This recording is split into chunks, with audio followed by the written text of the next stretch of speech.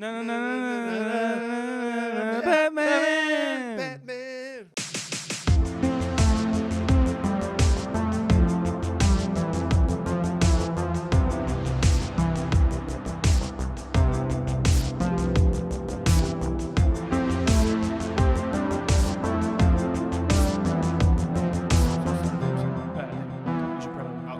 I'll call you back. Yeah, wrap that up.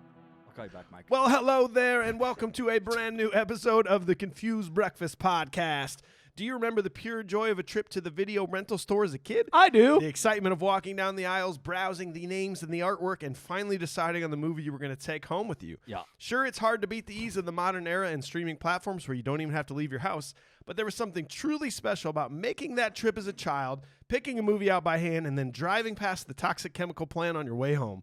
On this podcast, we revisit and dissect some of our favorite childhood movies from that magical era to see if they still move us the way they did as kids. I'm your host, Mike Schulte, and joining me as always, joint inventors of Acme hand buzzers and acid-spitting lapel flowers, Shaun Pryor and Acid. What'd you I was call so me? close. What'd you Shaun call Pryor me? and Acid Vents. Damn, dude. That's pretty tight. As the inventor of acid-spitting lapel flowers, That that was kind of your nickname for a while. That is your punk rock name. Yeah. now. Acid Vents. Acid Vents. That sounds like a type of gene finish. Thank you for being here, everybody. You're at the beginning of an episode where we take a classic movie you love from childhood and give you every single bit of information you could ever need about the movie while dissecting it scene by scene. So stay tuned for all the fun. Before we get in the movie, please don't forget to leave us a review on your podcast platform of choice, which includes Spotify now. You can do it right now. 5 stars. 5 stars right now. Smash it. Also, check us out on Patreon to learn directly support, basically, of this podcast. Like, you get extra perks. You get to access voting on upcoming movies, episodes, bonus weekly audio content just for you. Join the crowd. Check us out. Be satisfied and happy. We at love you for it. patreon.com/confusedbreakfast. And, of course, now our YouTube channel's up and running. If you want to watch these things, if you want to see how shocking it is that we look, Yeah, it's disgusting. check out our weird mannerisms and our cool table. We got a Batman figure sitting on the table here. You can check us out on YouTube. Links to everything you could ever need. ConfusedBreakfast.com. Type it in. Check out the episode notes for a link. Appreciate it. Okay, boys, it is time to introduce today's movie. On this episode, we discuss the highest-grossing domestic movie of 1989, a movie that took a well-known comic book story and turned it on its head, paving the way for every superhero movie of the last 30-plus years. Our second movie starring Jack Nicholson, in which his character is also named Jack. Kind of stupid. Kinda whatever. weird. We are, of course, talking about 1989's Batman. Woo!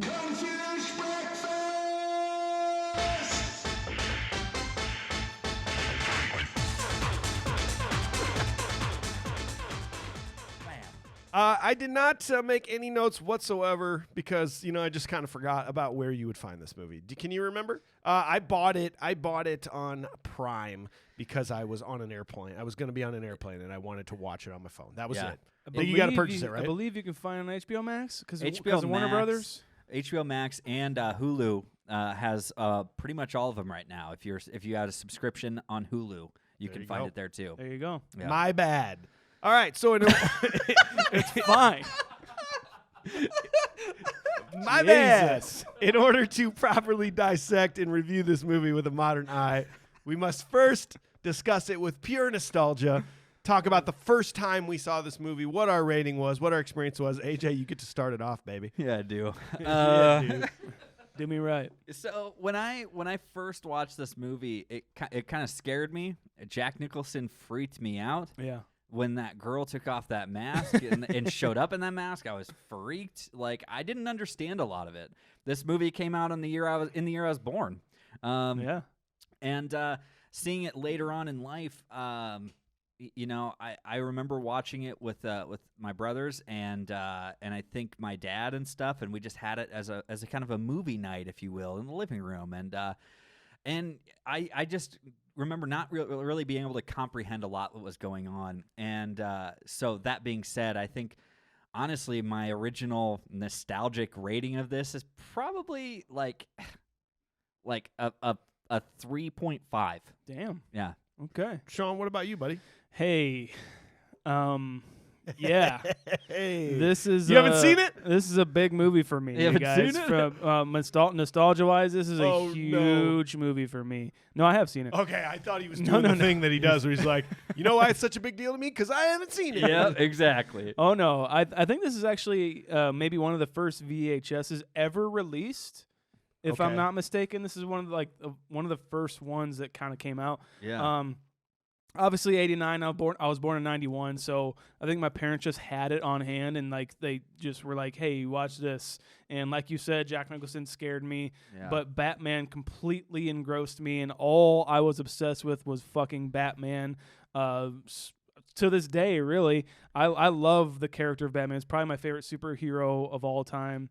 And I'd have to say back then, like all my birthdays were themed Batman. Like I had Batman plates, Batman cape. I had I had got the Batmobile. I still have all of the fucking merchandise, which we'll get into. There's a big deal for this movie. The but- original trench coat, really, that cape is. there you go. Yeah. It's the original trench. I had a two-step slide, like a little tyke slide or whatever. Yeah. I tipped it over, and then you can like kind of get into like it. You can get into like where the stairs meet the slide. Yeah, you that was can. my Batmobile. I love it. This movie was a 10 for me, dude. Masterpiece when I was a kid. Wow. For sure. Fucking 10, dude. So I'm kind of in between you guys. The movie itself was good.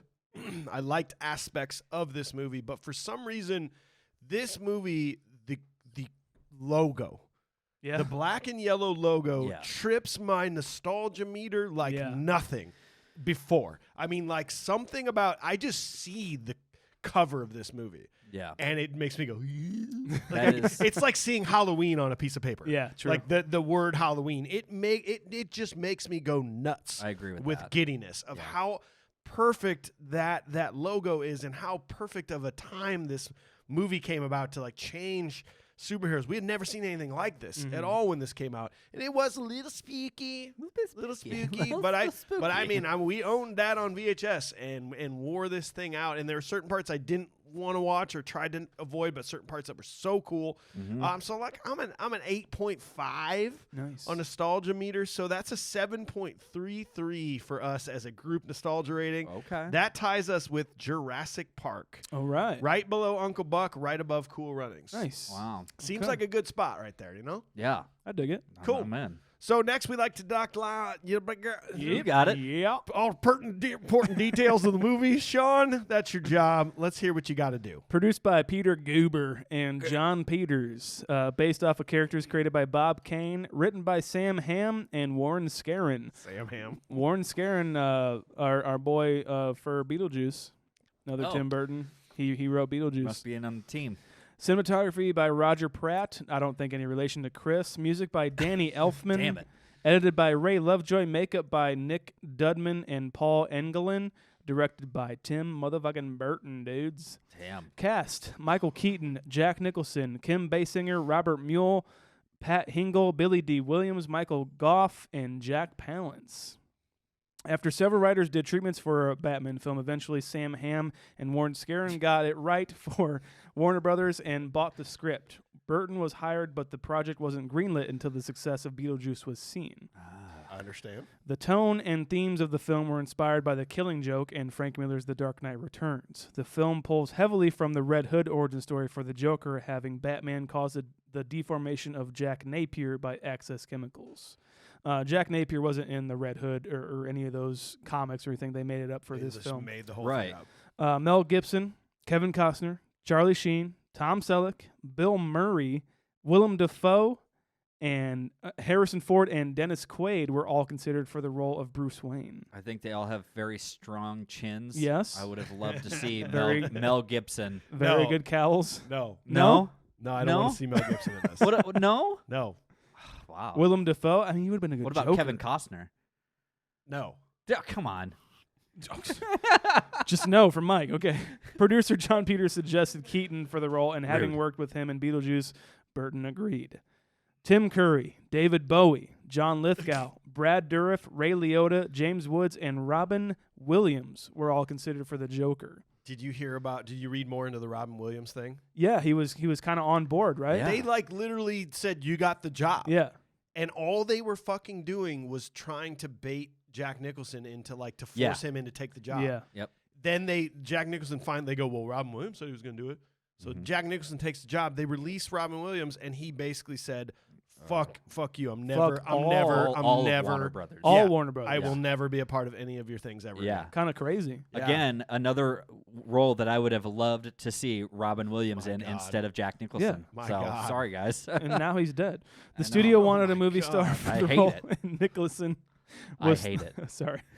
I hate it. The studio wanted a movie star for the role, and Nicholson was thought of as the screenplay was being written. In exchange for a cut paycheck on the film, Nicholson wanted a specified break every day, off on all LA Lakers home games, top billing of the cast, and a cut of the profit of the film and merchandise. Just give it to Robin Williams. You know who wouldn't ask for all that stuff? Yeah, Robin Williams. Robin Williams. Almost all of the money went to Jack Nicholson on Yeah. this movie. Like, literally, he's still making money on I it. saw that he was the first name listed in the credits. I was like, fuck. It's this. weird, right? This is stupid. I mean, like, it's an icon. We'll get to it. It's an iconic performance. He was born to play this role, obviously, but and there's kind of a diva, huh? yeah, kind of a diva, but at the same time, not to the point that when he was on set, he was intolerable. Though him and Keaton got along Yeah, of very course. well, and apparently he was He's a pro. He just knows what he wants. Yeah, he was very much a cheerleader for the production, and like as far as I heard, all cast and crew. So His favorite role to this Yeah. date, he says. yeah, Shaun Young was originally cast as Vicki Vale, but she had a horse riding accident weeks before filming, so Kim right. Basinger swooped in and got the role. Actually read a different thing where Kim Basinger was cast, but I think some scheduling conflicts or something like that were happening, so they cast Shaun Young, and like weeks before she got into this accident, and Kim Basinger was titled to do it. gotcha. The film was mostly shot at Pinewood Studios in England from October 10th, 1988 to February 14th, 1989. Exterior locations included Nebworth House and Hartfield House for Wayne Manor, Acton Lane Power Station and Barford Power Station were also used as facades for, I assume, Axis Chemicals. Okay. Released on June 23rd, 1989, Batman would go on to make $40.49 million on its opening weekend. The film's final gross was $251.2 million on a budget of $48 million. So you call that a success, I think? I think you could Mild say that. success. I think $48 million we'll make actually, another one. Like, $48 million at the time was like Marvel level. Oh, yeah. Like hundreds and hundreds Of of course. millions of dollars, but still, that is an insane profit for a movie like this. For like sure. like I said in the intro, this was the highest domestic grossing movie in the U.S. in 1989. Here are just a few other movies from 1989. Ghostbusters 2, Karate Kid 3, Bill and Ted's Excellent Adventure, Major League, Lethal Weapon 2, Back to the Future 2. Jesus. It beat out all and of it those beat out movies. all of them. That's insane. Just trying to put that into perspective. 89 was a great year. A lot of great things were made in 89. A lot of stuff. Yeah, a lot of great people. Oh, wow, it's you. Yeah, I'm talking about myself. Wow. So. That's cute. Well, that leads right into AJ's segment. AJ always hooks us up with the reviews, the critical ratings of the movie when it came out. What do you got? man? Yeah, you guys know it. It's here. It's big. It's red. It's the tomato meter. Woo! Can't wait for. I'm gonna make a soundbite. Yeah, we need a soundbite. Yep. if it was like, if it's rotten or not, like, Yeah. or or ooh, that's fresh. so fresh. So fresh. So We're seven. brainstorming on air. I know. It's we're having a good back and forth. having a here. good time. Let's drink more. Okay. 72%. For the tomato meter. That's critical reviews. A 72%. Do you want to know where that throws us? I That's do. right above the Santa Claus and right below the Goonies. Oh my lord. That's What? a strange critical spot for this movie. That is I kind of think. weird. It's strange. I bet fans a little higher than that though. They fans are a little bit higher. Okay. 84% for the fans on Okay. Rotten Tomatoes I see that. audience score. If we move over to IMDb, it's 7.5. Okay. So kind of right there. 7.5 is tied with Beetlejuice. All Interestingly right. enough, Wow. right below Christmas Vacation. Of feel like course. Tim Burton just has this thing that he can only be a 7.5 probably. Honestly, he can never get higher or lower than Yeah, that. that's just all it is. Let's see. I've got some high ones from the critics here. The Hollywood Reporter. This is 100 out of 100. This Batman is a stunning achievement, especially through the incredible and unique visualization of director Tim Burton. The film may be disappointing to those expecting a campy cartoon. However, although the more dramatic stylization of this version is its strongest asset. San Francisco Chronicle, Mick LaSalle said, "It's a rare, beautifully made movie that offers you another world." Nice. And the Tampa Bay Times gave it a 91 out of 100. Hal Lipper said, "Batman is perfect summertime fare. Its secret is levity hidden in a dark and troubled soul." I like that a reviewer or a talker is named Lipper. Lipper. That's fun. The old Lipper. Give her the old lipper. Give her the old Lipper. Ugh. I don't like Is that. that what people who chew call it? I put in a lipper. Ew. A lipper dipper. Thanks, I hate You're it. welcome. Here to help, guys. Let's go to some bad. Los Angeles Times gave it a 40 out of 100. Nicholson's Joker will be the pivotal point for many. It's high energy, spurting like an artery that keeps this picture alive. It's certainly not the special effects, the editing, which has no discernible rhythm, or the flaccid screenplay. Huh. I'm going to jump over because Roger Ebert gave his esteemed critical review Let's get here. some Raj, man. A little bit of Raj. He's back, huh? Yeah. So some excerpts from his full review. The Gotham City created in Batman is one of the most distinctive and atmospheric places I've seen in the movies. It's a shame something more memorable doesn't happen there. Batman is a triumph of design over story, style over substance, a great-looking movie with a plot you can't care much about. Wow, okay. Yeah. I kind of agree with a lot of that. Well, he goes on to say, to finish this out, should it be seen anyway? Probably. The movie's problem is that no one seems to have any fun making it, and it's hard to have much fun watching it. It's a depressing experience, is the opposite of comic book tragic book. Ooh. Wow. Nice take there, Raj. Oh, you philosophical Raj. Okay. Real quick thing about your boy Raj. Yeah. Somebody messaged us and they were like, it took me forever to figure out that when you said Raj, you were talking about Roger Ebert. We were getting a little too personal with Raj. We kept going, we got a review from Raj. They're like, who's Raj? Every time we talk about him, I feel like he's in the room. Yeah. You know? He is, spiritually. Yeah, I would like to think so. And he's just rolling in his grave every time I bring him up. I hate podcasts. Sons of bitches. Why do these things everyone has an opinion now? Yeah, he's Fuck this. Yeah. 3 fucking nerds from Iowa get to tell people what they think? Gee, thanks. Let's get some of the fun stuff in here, okay? Okay. Toby Galando on Google. This was only 11 months ago, guys. Gave it a 1 star. Why is Vicky Vale the female lead and not Selena Kyle? Why is Joker's skin white because of makeup? What does Batman kill people? These are the great questions of existence. Not great. Okay. So he didn't like it, I guess. Okay. The last thing, or a couple, two more here. This is 2 out of 10. Batman is short. This is a stupid movie. Oh. This is not the Batman that I pretended to be in 1968. 68? Thank God he's not the Batman you pretended to be When in I was 68. 6 years old. This is some idiot's vision of an X-Men Batman in a dark city where everything is dark. Kim Basinger headlines as the large-lipped and totally unsexy femme fatale. Whoa. Jack Nicholson does an okay job on the Joker, but I would rather they saved $1 million on Jack's salary, saved $1 million on the dark flood lamps, and put the money into buying a wholly new script. This one was just boring. Hey, okay. Hey, everybody's got opinions, you know? Hey. And FYI, if you read any review that's after 2005 Of or course, 2007 or whatever it is, They're comparing it to Dark Knight Nolan's, trilogy. yeah. Yes. So this is another 2 out of 10. Warning, spoilers. Oh, no. In this movie, we see a man dressed as a bat fighting the Joker. No shit. What we don't have is Batman against the Joker. Oh. This vigilante, oddly dressed, kills without even thinking. Yeah. That's True. Yeah.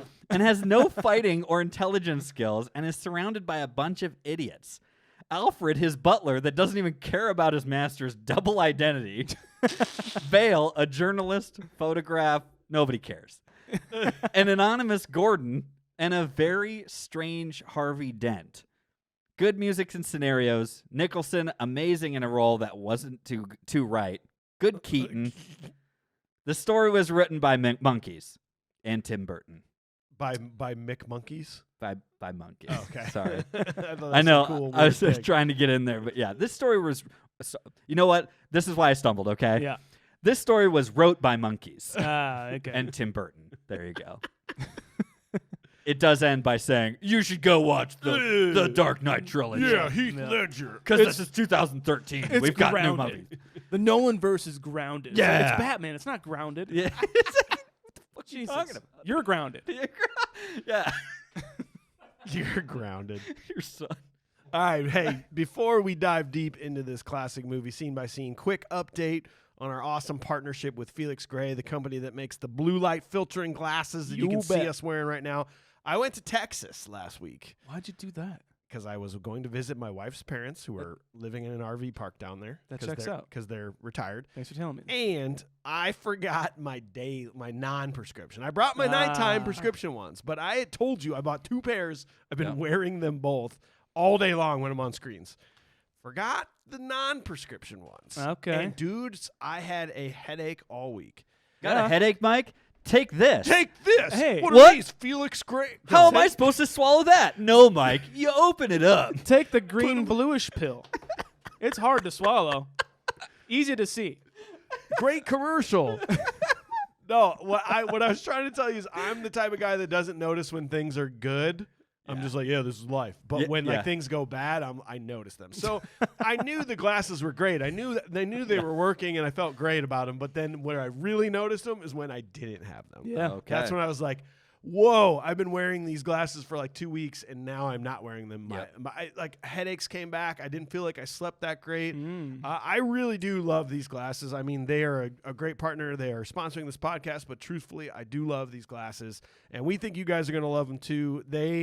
They're superior quality to anything on the market, and they also boast 15 times more effectiveness at getting the proper blue light filtered before it hits your eyeball. Seriously, get a pair. I can attest to that Yeah. because, like I said, even I think last week, I switched back to my other pair of glasses. They're also blue light blocking. Didn't feel the same. Yeah. I swear to God, it's insane. I'm what telling you these guys do. too, these things are tough too. I'm just saying, like if I work a lot and I bring my glasses so I can kind of see if I have to drive late at night. And these things kind of block out, especially the headlights and everything like that. They make it a little easier to see at night when I'm driving. And they're tough. Like I just said, it's I wear them on my Collar and on my stuff. collar, Yeah. and they stay intact. And if you bought something from like Dollar Tree or some sort of Walmart or something like that, they would tarnish quickly, and these do not. Tons of different styles online. Great website. Add your prescription. Get non-prescription. Get readers. Yeah. You know you need them. I think you should trust us, just like you trust us on all these other projects. Just get some. There's free returns if you don't like them. Free exchanges if you need to change something out. Free shipping. Just go get them. Go to felixgrayglasses.com/confused. Yes. Confused? That's how they know we sent you. That's Yes. right. FELIXGRAY glasses.com/confused. Free shipping, free returns, free exchanges. Go check them out. Tell them Confused Breakfast sent you. Tell them Confused Breakfast sent you. See And the check us out future. on YouTube to see what we do while we read these ad reads. Well, my dudes, what do you say we take all of our money, invest it into making our city a better place, not by donating the money to create better infrastructure, schools, housing, and civil services. Oh. No, let's create a bunch of cool gadgets and dress up like a bat while we while we rack up an impressive body count. Such a better idea. Makes Well, way more sense. We're going to rack up an impressive body count. That should do the trick. Sit back and join us as we dance with the devil in the pale moonlight. Hell yeah, dude. This podcast is in need of an enema. Here we go.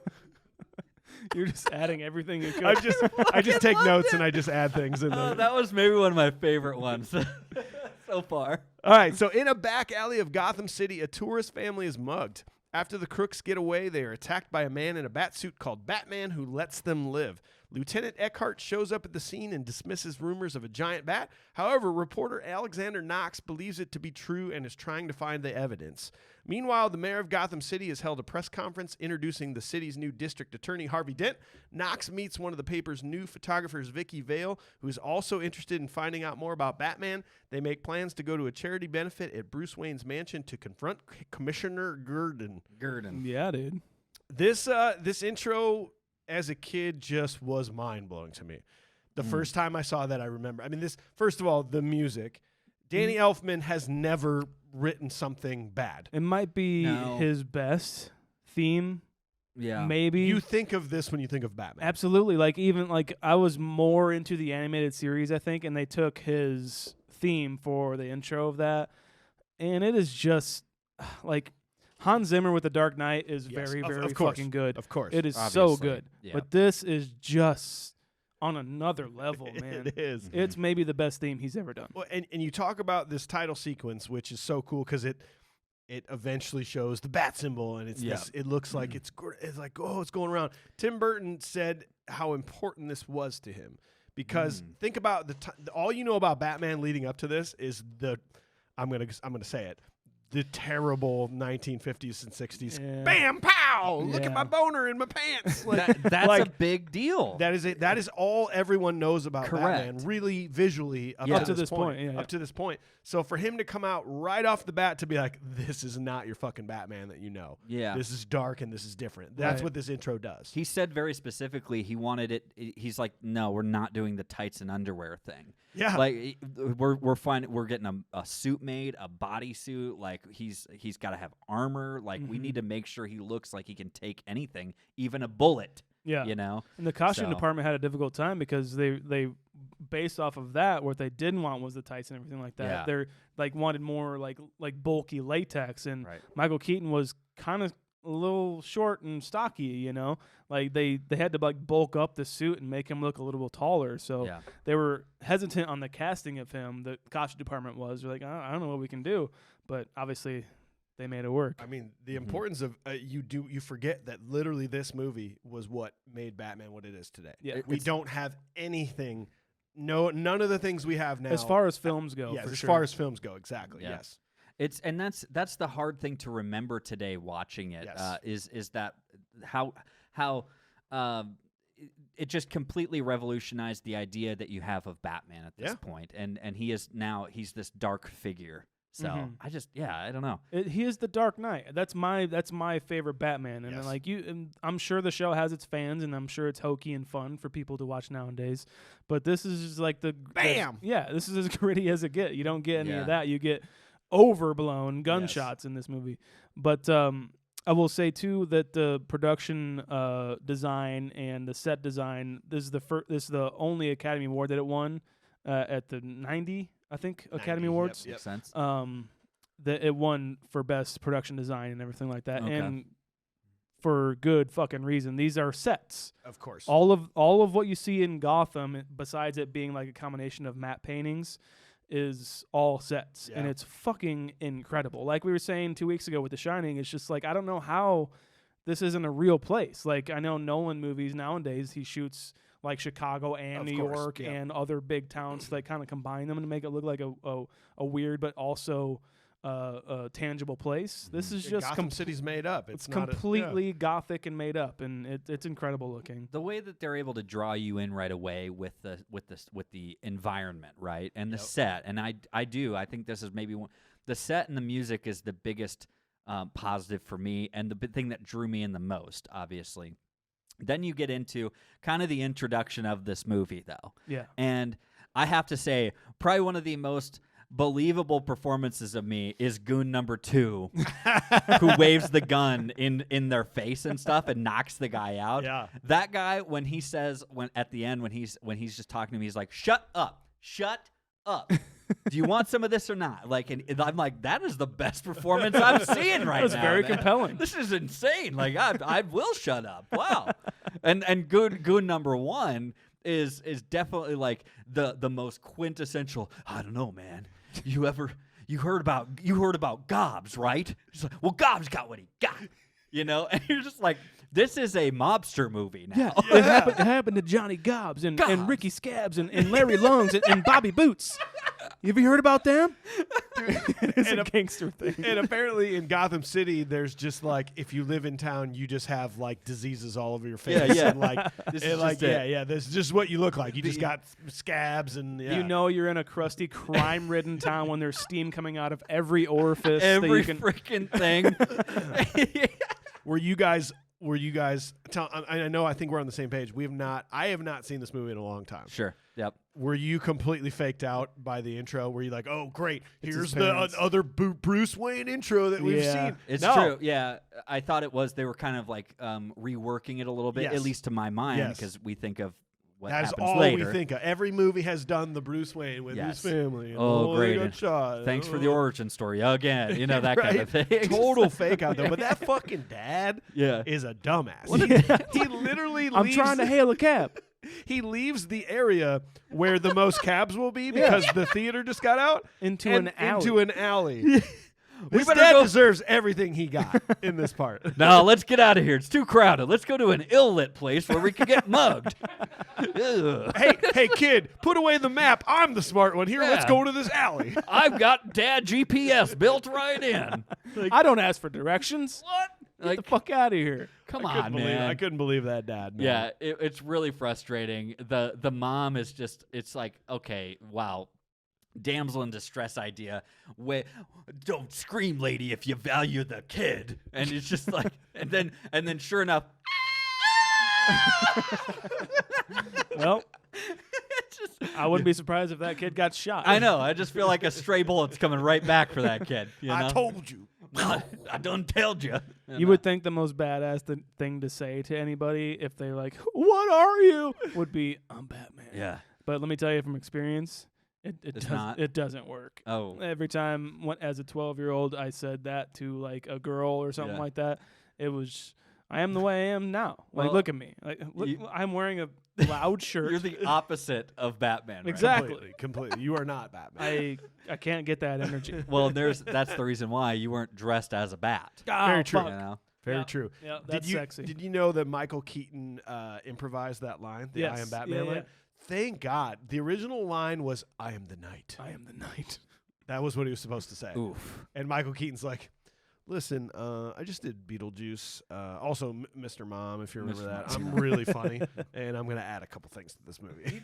I love Michael Keaton. This is a big point because Michael Keaton was a comedy guy. I mean, he has comedy chops. You know what I mean? Like, he's funny. He carried Beetlejuice. Yeah, he can be dramatic and everything, but he's comedy, man. Yeah. Like, that's what he does. And he imposed a lot of that kind of into this character, at least like with Bruce Wayne and that kind of stuff too. So he also apparently like he called himself like a logic freak, where he was like, I don't get it, like why everyone will and this has always been my problem with Batman. Everyone knows like that you're Bruce Wayne. Yeah. Like it's really fucking easy to know that you're Bruce Wayne. Yeah. But so Michael Keaton at least tried to work through that to be like, well, he needs to like lower his voice or something like that when he talks. So he was the reason that like Batman talks a little more like this. Yeah, which by the way, let's just get out of the way.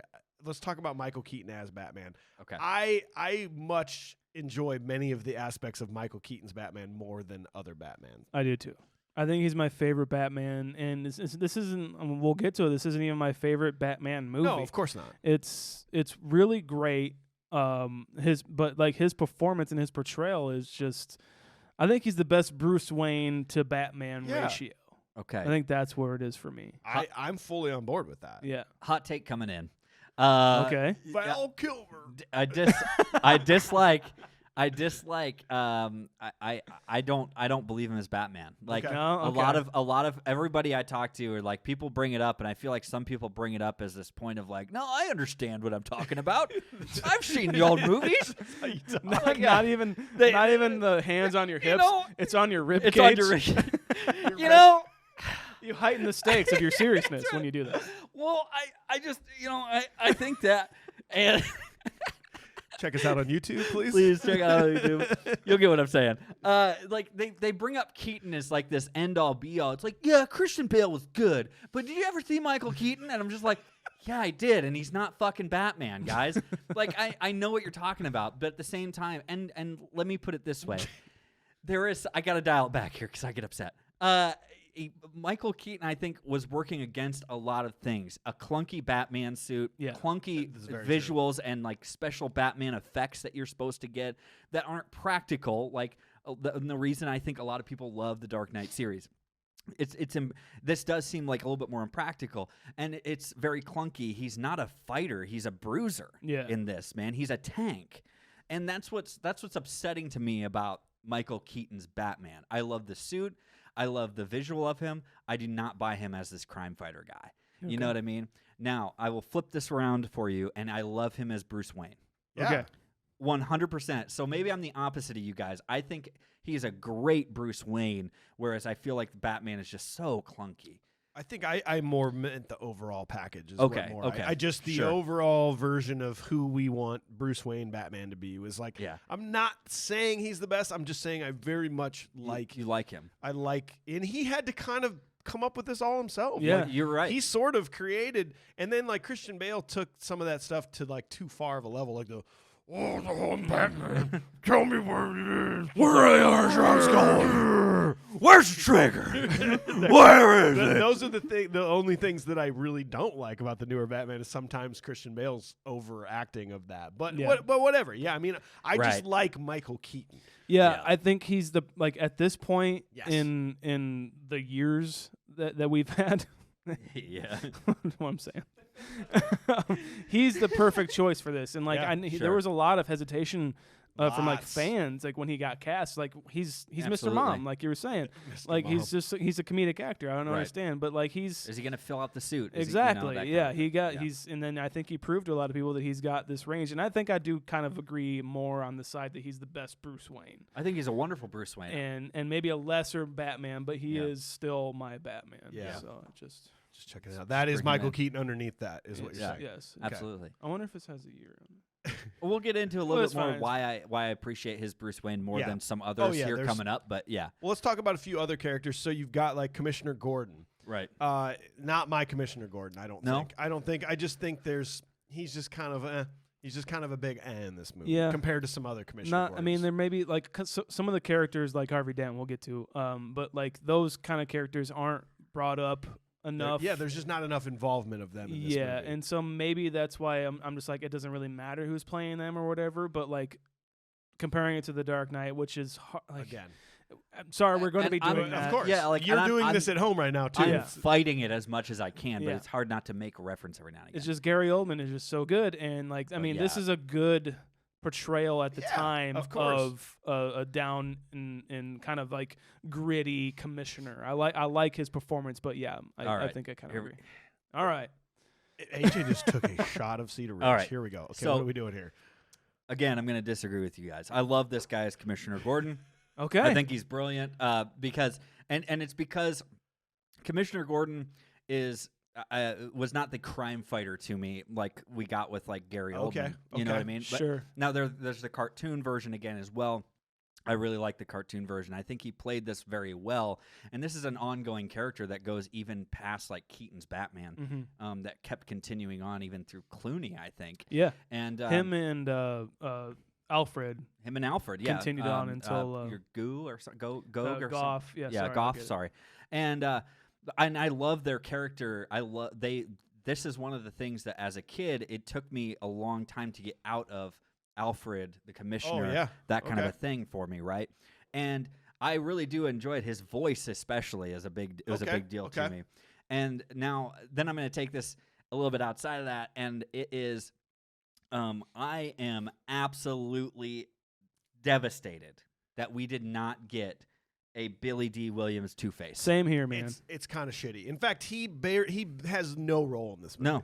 There's no point to have Harvey Dent in this movie. He signed a contract saying that in the sequel or whatever sequels that happen, I'm going to be Two-Face and you're bringing me back. It was a contingency for his contract. Exactly, and they bought him out. Yeah. It's fucked up, kinda man. bullshit. I mean, want like, that so bad. to get like I guess PC about it, it's cool to see a black Harvey Dent, and, like especially at this time, and Billy D. Williams filling that role. Oh that my role gosh, is dude. so fucking great. The few moments he had were awesome. Yeah. Phenomenal. Like when they're later on when they're at the gambling thing and he's like, and he just a few words, but when whatever he says means something. Yeah. And smoking his big old stogie. I loved it. Well, and here's the thing is because I want to do this once this way at least, that this I believe him more as a Harvey Dent, because Harvey Dent is supposed to be the absolute pinnacle of perfection and decency and everything. Yeah. And that's why Two-Face is such an interesting character, because the other flip of that coin Hey, is the absolute psychotic opposite of that. Yeah. And Billy D. Williams would absolutely make me believe that he is. I really believe he's trying to do good. Yep. He's trying to do it even better than what happened in The Dark Knight. Yeah. Aaron Eckhart was amazing, but I think Billy D. Williams was even better. Could have been a better Two-Face. in his performance too, I think like there's a certain like smugness to him where you Yeah. could kind of believe he could have a dark side or Yeah. like another face to the coin Mhm. per se. Ooh. But like every time someone asks him a question, he's kind of like smirking to the side of his mouth. I'm like, I like that. I like Yeah. that little touch he's doing. It Mhm. could have been cool. I Yeah, agree. Exactly. Were you a fan of Alexander Knox, the reporter? I don't know, man. At times I like some of the things he provided. I did really buy him as like the pesky reporter, pesky journo. The only thing that was missing was the hat with the press card in it. That just said, Commissioner, do you think you have the Batman? I did like a couple of his lines though too when he finally meets Vicky Vale. Yeah. He's like, "Will you marry me?" Yeah. She goes, "No." He goes, "Will you buy me lunch?" That's such a like the complete opposite of questions that you He's could ever Two-Face. ask. I like the actor and I like the portrayal of it. Yeah. But why does that make me upset about the character itself? Because there's no need for his character. Yeah, I agree. There- He literally- says because he meets Kim Basinger's character Vicky Vale. He says, "I want to. If you want to shoot me nude, you're gonna have to pay me. You're gonna have to get a long You lens." get a long lens. Oh, Kim Basinger. yeah.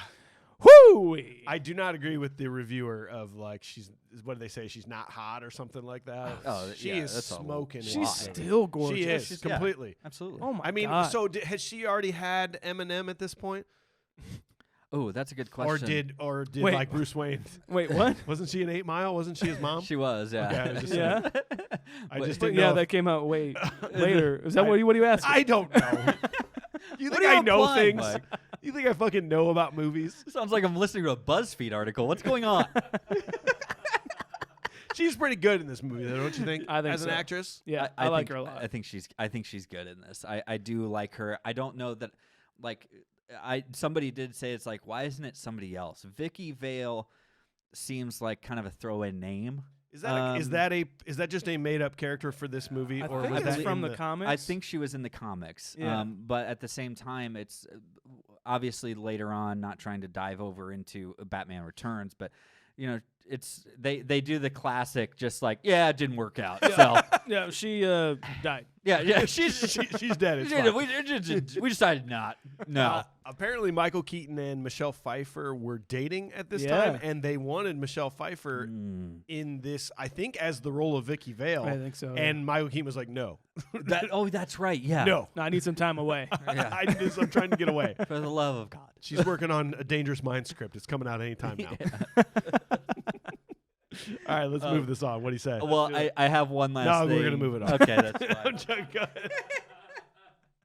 No. No, go ahead, man.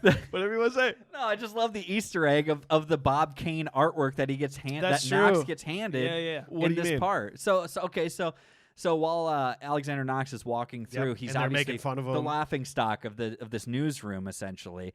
And one of the big things that happens is it was supposed to be an actual cameo of Bob Kane, the original artist and Whoa. creator Mhm. of Batman. Yeah, of the And comics. he was supposed to make a cameo, but I believe he got sick or something. Mhm. And so he gets handed this artwork by one of the people, and it's the Batman, but it's a bat with the bat head in a Pinstripe suit, suit. Pinstripe pinstripe suit. suit, and it's signed. It's Bob Kane. That's cool. Yeah, Really it's a really cool. cool little nod to him, I thought. I like that a lot. Yeah. And that probably took forever for anyone to pick that up because, again, you can't, like, Yeah. you're in the movies and then you have to wait for that to come out on VHS and then everything's blurry because it's VHS. Exactly.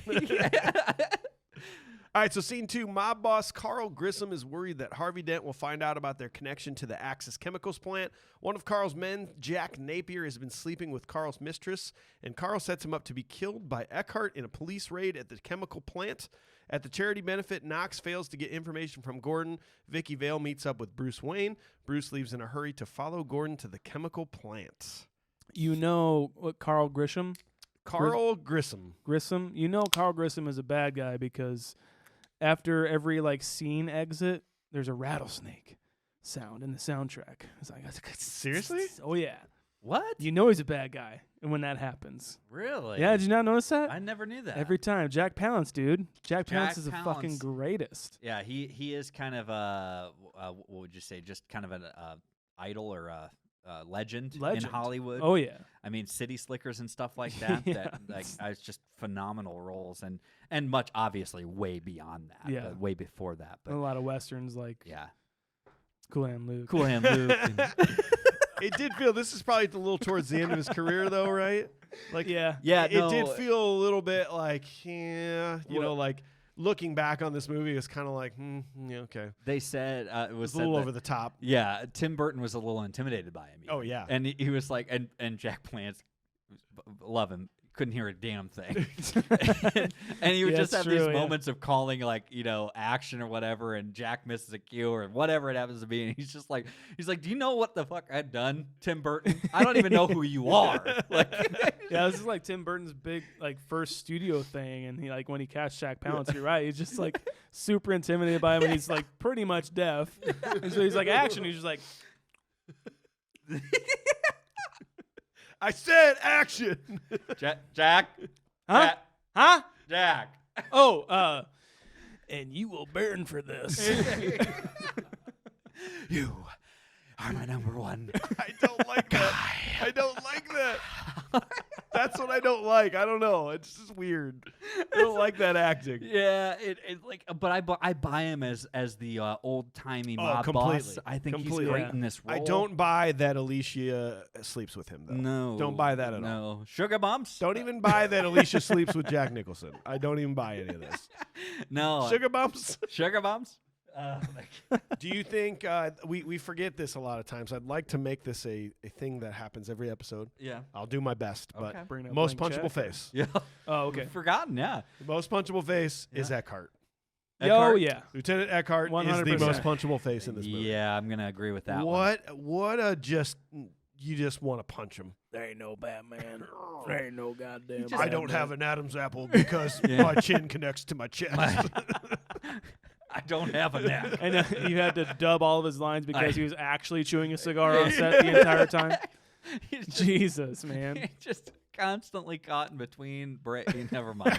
I'm not gonna make those jokes, but at the same time, it's like he do just like even the character itself. It's like he gets to a point. It's like shoot on sight. Y'all know what I mean. And he pulls this freaking 44 revolver out of his pants, like just no holster, no nothing. It's just like that's where you keep it. Like, what are you like? Because you've never felt anything else down in the front of your pants. It was shoot on Like- sight. You know what I mean? It's actually, I have no idea That's what what you I'm saying. So- no, that sounds pretty sketchy. You couldn't actually. be more clear if you He tried. said forward like shoot to kill. shoot to kill. Know what If I you know mean? what I mean. It's like, well, actually now I'm unsure of what you mean because You kind of just muddied it up a little bit because the first statement Should was I know very, what you very mean? Very literal, direct. and Are- now you're being. Are you saying that because you do mean something? We'll just go with it. Wait, did you just wink?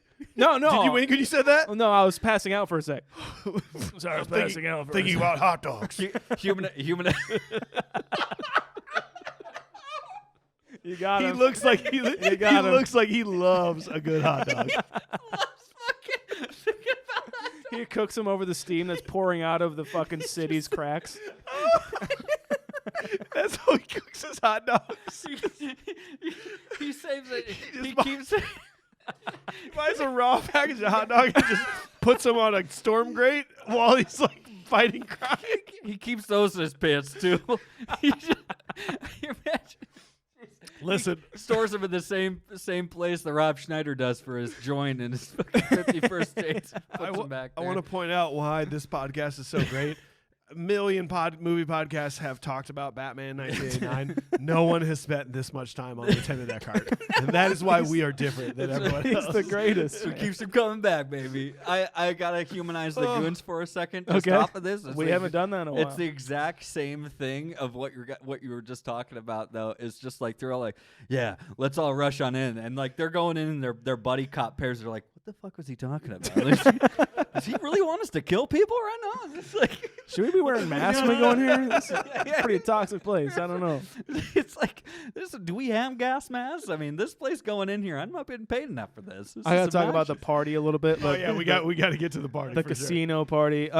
So Michael Goff was as Alfred. Tim Burton was a huge fan of him, of his in Hammer movies. Hammer movies are like kind of low budget English horror movies back in the day. Oh, okay. Really, really fun movies. A lot of never mind. I had a name that was gonna make me sound really cool, but I fucking completely forgot it. Wow, you're so educated, Yeah, Shaun. right. Thank you. Hammer movies, you guys know? All right. But he's one of maybe like I don't know what you guys think of comparing him to the other Michael. I can do Michael Caine. Maybe all Michael. I'm Mike OK. Michael Caine. I read the first page and then I read the last page, and if I'm on both pages, I do the fucking movie. If the paycheck can allow me to buy a helicopter, I'm gonna do the movie. I do the movie. Put Michael Goff as Alfred. Maybe my favorite Alfred, if none other from this movie, because he goes on through 3 or 4 Batmans. The reason I love it so much is because it feels like a continuation of the same universe to some sort of degree, even though, it's not. I get that, but it's like, it feels that way. I love that continuity of him, Commissioner Gordon. Like, it brought me back into a little bit of a safe place every now and again when you're just like, boy, this movie's getting rough. Oh, but there's my Alfred. Oh, thank God Alfred's here. He's our rock, man. Yeah, they are. I like how, because we'll get to it, a little later, but like he does everything for him. Yeah, and like even especially just like putting like a champagne glass on the pool table, he comes in and swoops in. He's like, nope, I got you, motherfucker. He's like, I don't know what to do with this pen. I'll just stab it into this thing. He's cleaning up after him constantly. Yeah, this is again why, if it's not too premature, why I like Keaton's Bruce Wayne. This is why I like Keaton's Bruce Wayne, is because he kind of is almost helpless without Alfred and everything else. He has a one-track mind, and he's borderline helpless. If Alfred picks up after him all the way through. He doesn't sit in specific rooms. He's never been in some rooms of his own house. You know what I mean? Like, this is why I like him and why it's so believable. And as we go into when he's walking behind Vicki Vale and Alex, what's his name? Alexander Knox. Knox, sorry. Yeah, when he's walking behind Vicki and Knox. And I love that. That's my favorite part of him, is because he's almost like a more nerdy playboy. He is. He's not the eccentric playboy. Yes. And that's why I like his Bruce Wayne. He actually probably prefers to be alone. In fact, he's probably like never actually. He hasn't slept with many women. Like, he just literally fell in love with Vicki on first glance. Right. And, like he's thinking about telling her that he's Batman after one date. Yeah. Like, he's just like, I'm just trying he to doesn't fall pursue in love, women. He kind of waits when they come along. Yeah. I like that a lot too. And his introduction is I like when Alexander Knox is like, oh, can I get a grant? Kind of being a bit dickhead. Exactly. But then like he leaves and he says, oh, and actually give Knox a grant. Yeah. And then he's like talking shit to him when he's behind the mirror. I know. He's like, yeah, well, this guy, he probably fucking shits gold or something like that. But he just gave you an uncertain amount of money for a grant, and you're talking shit still. Yeah. Like, well, you can go ahead and just get wasted on the 6 more cases of champagne he just opened up for everybody. Sound good? Six sound good? That's all works fine. 6 sound good. Do you think I've been working on it. I haven't really like come to terms with this, but do you feel like Michael Keaton's Batman is an inner cry for help? Like, he doesn't want to continue to be Batman, that he wants the world to know about him being Batman, and he wants people to put 2 and 2 together because he's almost going to tell Vicki Vale after one sexual encounter. Yeah. He wants to tell her that he's Batman. And like by giving Alexander Knox the grant, is he hoping that he will uncover that he is Batman? I think I'm there with you, man, 'Kay. because it's like it does seem like that, even though, and it's interesting because this is the first like film Batman, right? And so, I mean, I know there was the Adam Maybe they were West, going that way. Adam West corny one, but like there was this one, but in the Dark Knight, Rise of the Dark Knight or something by Frank Miller, like he's an old Batman, and he's been doing this for a while, you know, and he's kind of like, I think I'm done with this. I think I'm done. You know, so I do agree, and it was heavily influenced off of that. So Yeah. I think it's kind of pointing to that. Well, and also a major difference between the 80s and today, like everyone would know what the most famous citizen of Gotham City looked like. I would imagine. Everyone would understand. And then you got to think, if you're a reporter, you probably know what Bruce Wayne looks like, yet no one... Vicki Vale's like, do you know where Bruce Wayne is? And he's like, I don't know. Like, and same thing with Knox. Like, Knox does not recognize him. It just seems weird to me that no one knows what Bruce Wayne looks Vicki like. Vale's from out of town, right? So I think it makes sense for her, Right. but like maybe not Knox. Yeah, you should Knox, probably know what Bruce Wayne looks like. Yeah. Especially if you're going to his party. You should probably know that. I was watching this go through, and like I was like, wow, this is still very 80s, and like Vicki Vale is like working her way through. It's like, it's crowded in here and stuff like that. I'm like, yeah, it is fucking crowded when you're wearing a fucking gypsy wedding dress. You're wearing a wedding dress. What the hell are you wearing? I was just like, this is insane to me. Like, are you kidding me? Are you hot? Are you hot right now? Yes, you are. Oh yeah, you are hot. Oh. In more ways than one, but that's besides the point, okay? Hey, I also want to apologize on The Shining when I asked if Stanley Kubrick's daughter's hot. Yeah, I want to apologize for that. it's okay. You don't have to apologize. I just don't want to answer. Somebody even was like, "Yeah, Shaun, is she?" Like somebody Yeah, I wrote saw that in the that. comments or something. I'm still kind of wondering, but that's fine. Mike's the one who You said it, guys- so I don't have to apologize You for guys will anything. never do it, but just watch it behind the scenes. Okay.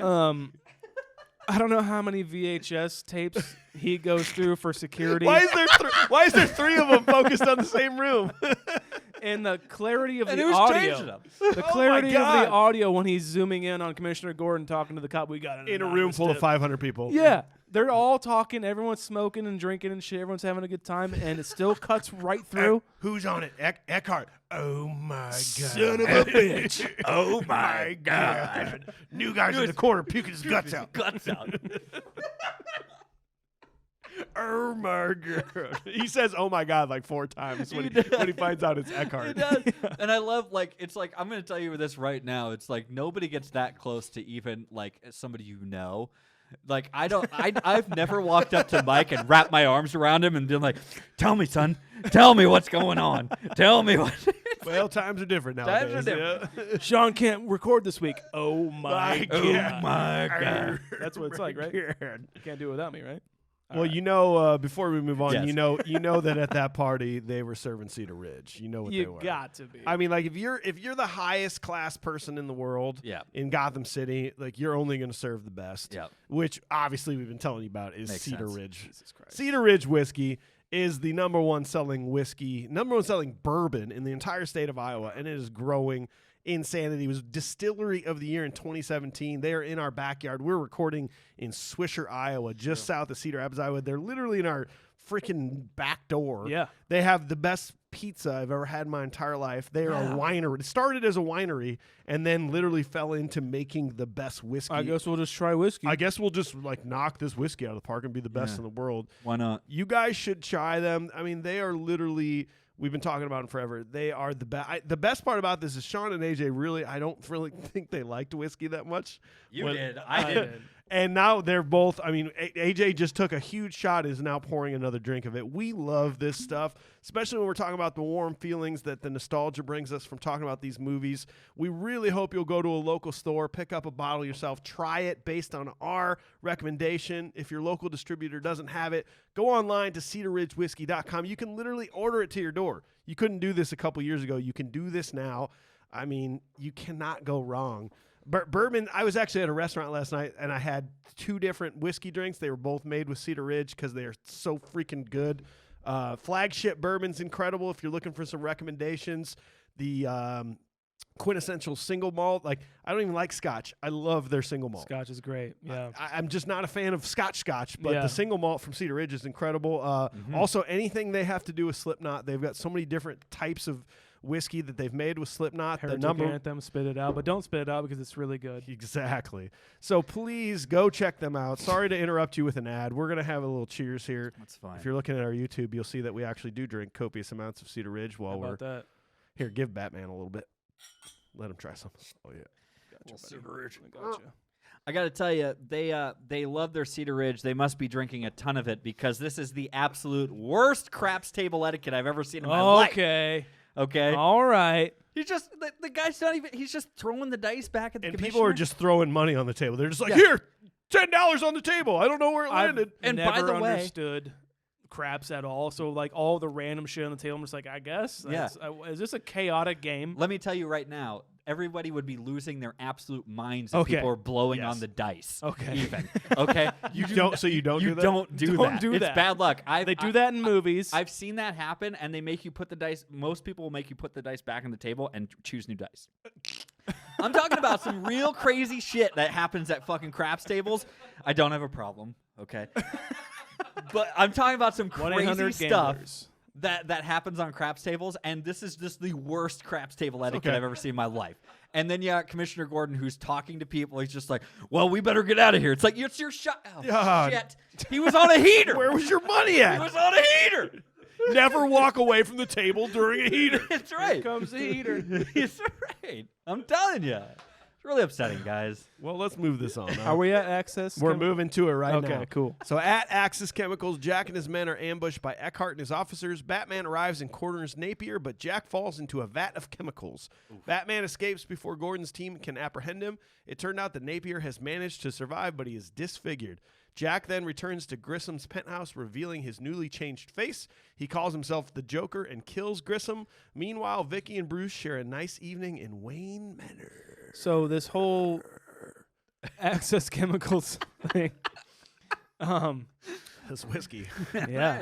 We're having a good time. I don't think I can drive home. It's a Sunday. All right. I got a bed you can stay in. All right. Thanks, All man. right. We're all having a good time. Go ahead, Shaun.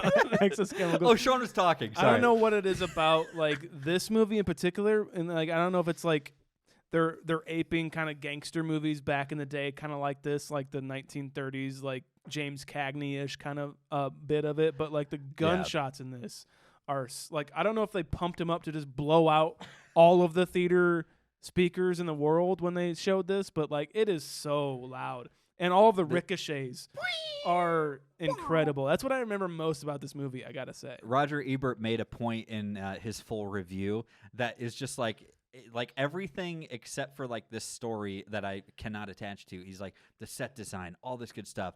And by the way, you're blowing out every freaking speaker with all the sound design. Just everything was the breaking glass, the gunshots. It is amplified. It's insane how much louder it was than the rest of the movie. Yeah.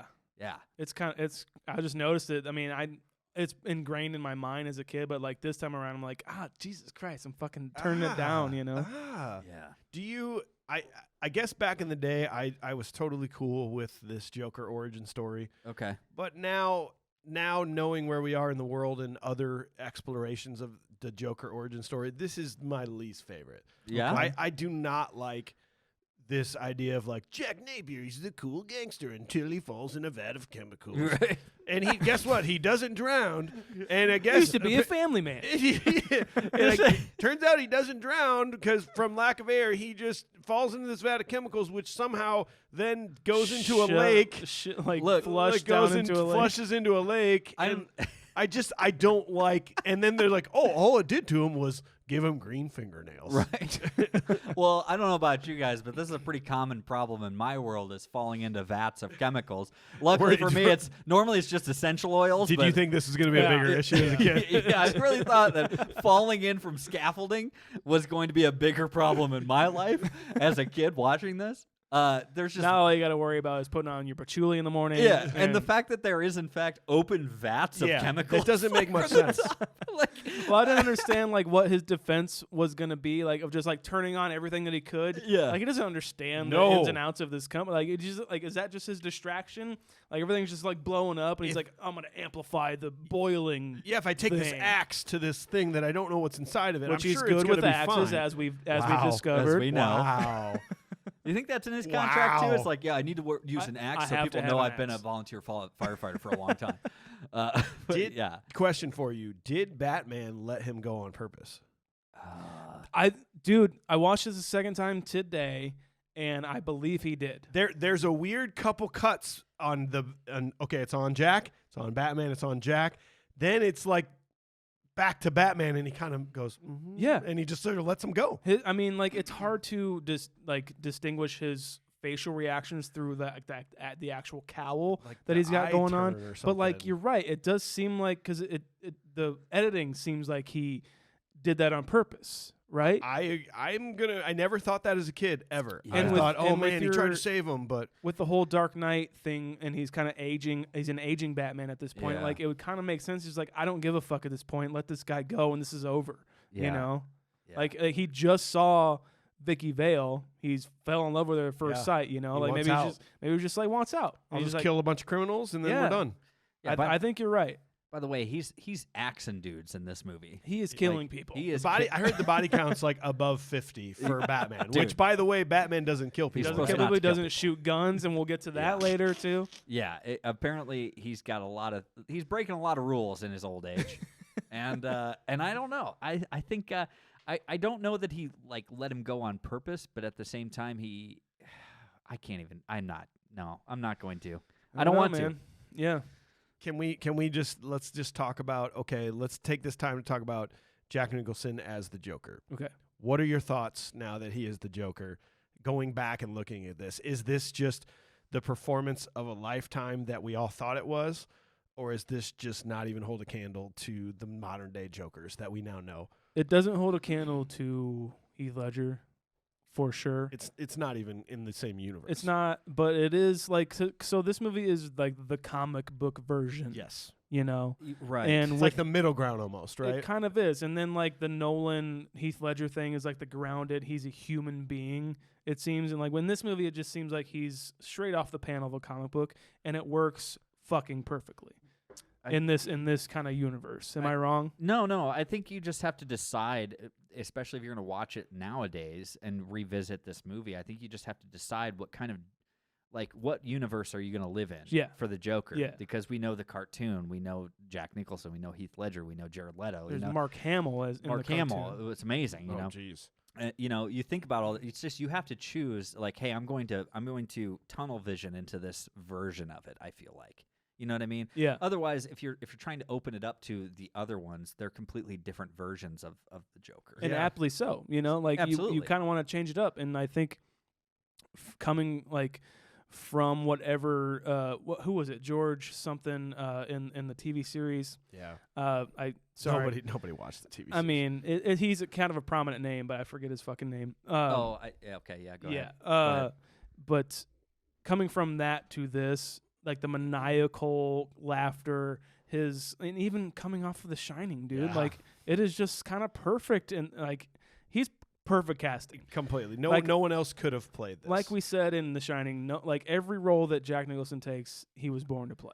It's true. I think he knows how to do that for himself. Yeah. Essentially, I think that's a big part of his casting in general. And it's tough to imagine. I know I said earlier, like, yeah, I would love to have Robin Williams do this, but at the same time, Yeah. Robin Williams had a much different career path. it would have been way different. Even though, like, with The Shining, now The Joker, Yeah, it's like, weird, right? It's kind of crazy that they were up for kind of the same roles essentially to a degree, and I think it was a good path for Jack Nicholson, and it is absolutely iconic. He warned Heath Ledger about the role. That's right. Even Wow, really? yeah, he talked to Heath Ledger actually about the role of the Joker, and it can mess with your psyche. He told him, he's like, it will play with you because you have to Yikes, that's frightening. a certain way. So yeah. I love him as the Joker, but But again, there are some cool, like the maniacal laughter parts. The parts where he really seems unhinged are so perfect. But then there's some. We'll get to it as goes on. There's a few things that are just like, I agree with you. Like even just at this point, he's like, Bob, remember, you are my number one. Yeah. I do like, yeah, okay. Did do you know that though? Like he's doing what Jack Palance did to him, but still, I think it's funny. I think it's funny. Yeah, it's funny, but it's just like, man, I'm not scared of this Joker. Okay, yeah. I guess like is what I'm trying to say is like I don't feel like he's gonna do anything weird as long as I just stay away from him.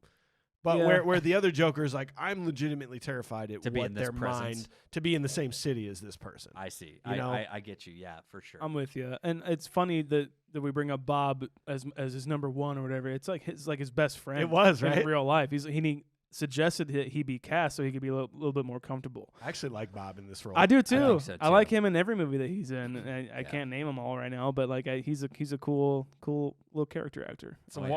So while this is after this is happening, Batman was able to just straight up kill someone, multiple people, and then he's like, "Well, I got that date. I'm going to go on the date." I go on a date with Vicky Vale. Yeah. Hey, you want to come over to my house to have soup? Soup?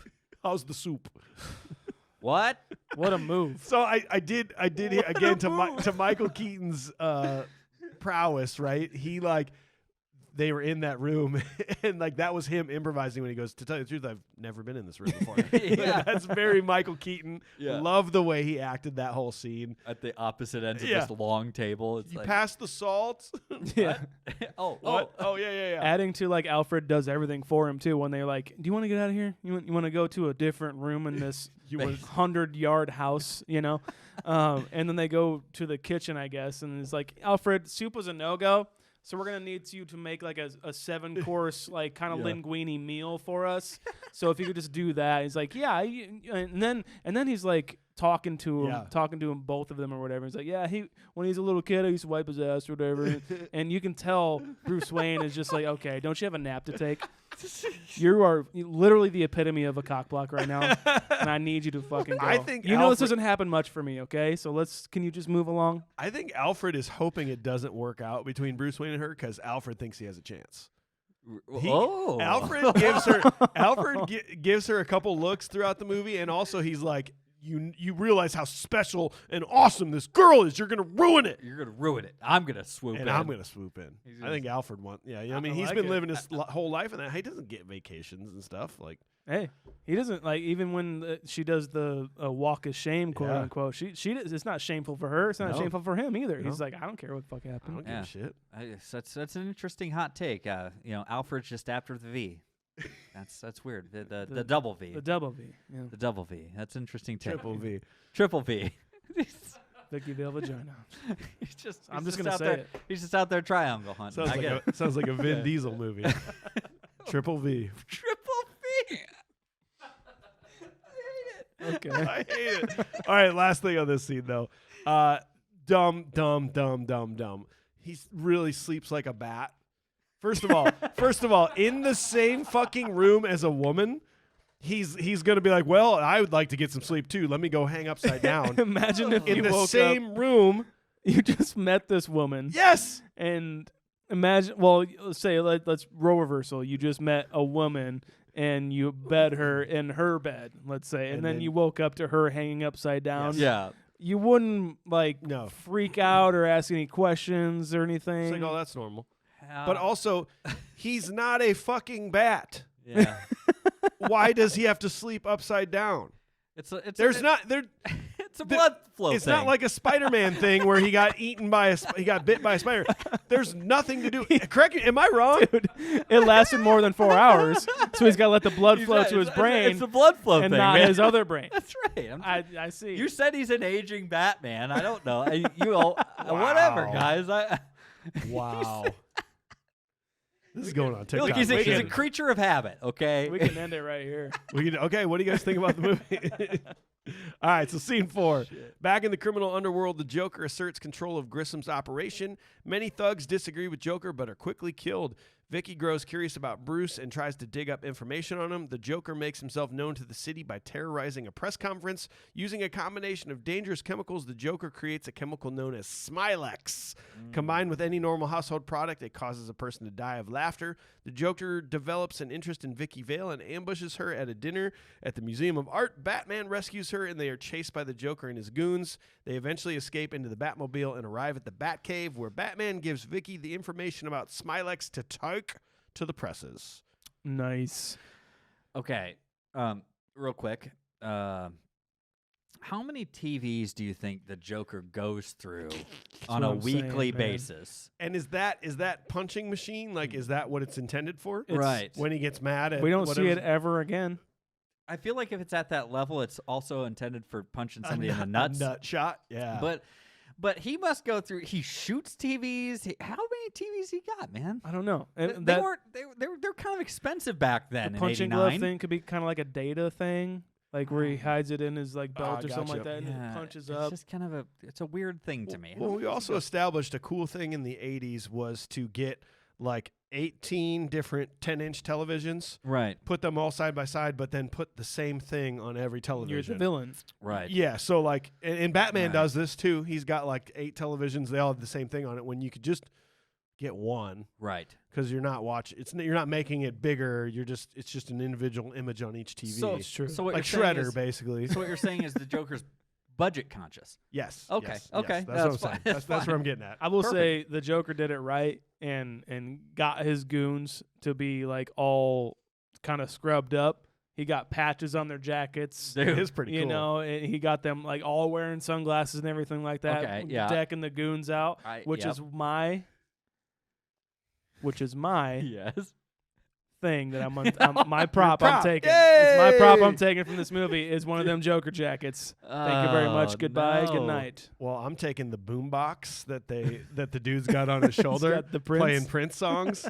Like, I want that boombox. Oh man. AJ, what do you got? I am taking the gas mask that Vicki Vale Nice. wears. It's a Okay. good one. Yeah. Looks like a nut cup, but yeah, you're Correct. right. Yeah, Yeah, very it does. useful for when the next wave It's comes. a little bit of a nod to, you know.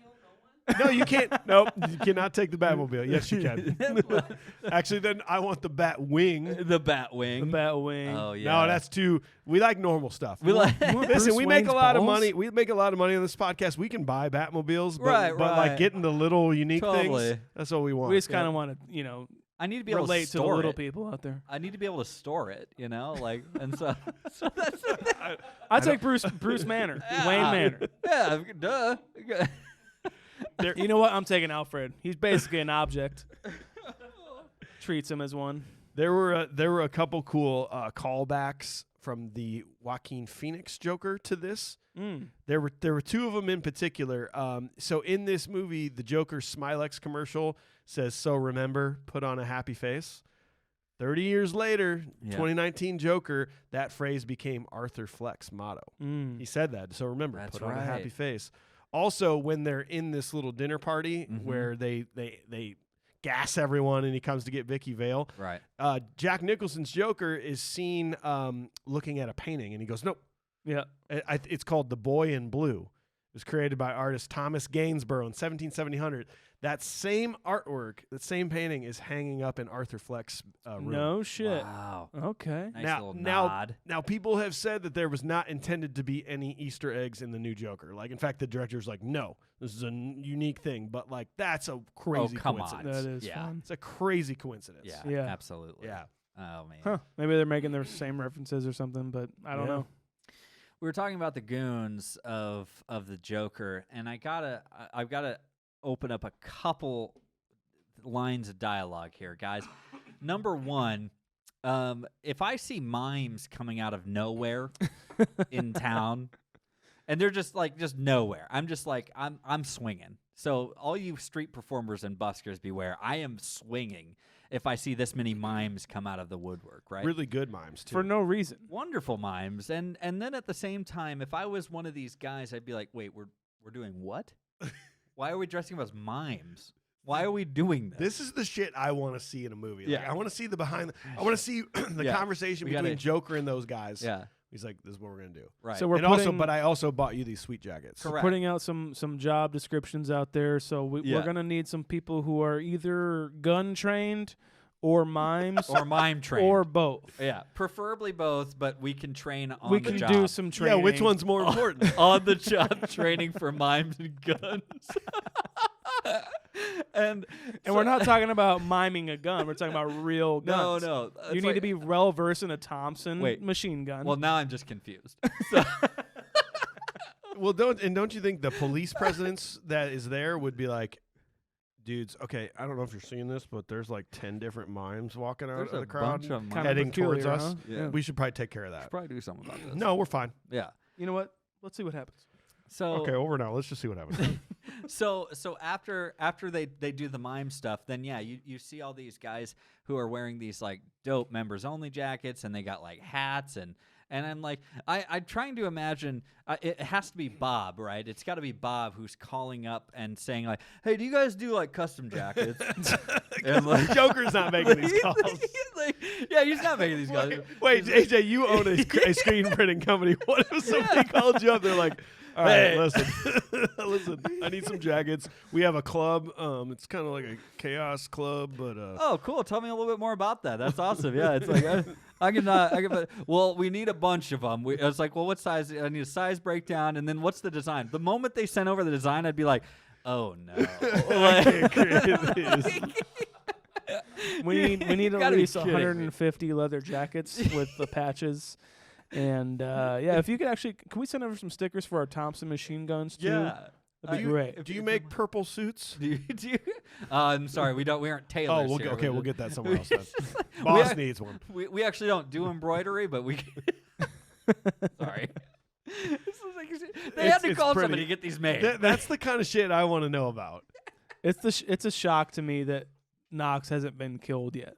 Yeah. Because actually, when he's interviewing these gangster guys on Capitol Hill, on Gotham City steps or whatever, That's a good point. he's like making fun of them and shit, Yep. and it's like that's like prime suspect of we need to get rid of this guy because he's telling the truth about us. You Bloody know? journos, man. Yeah. Yeah.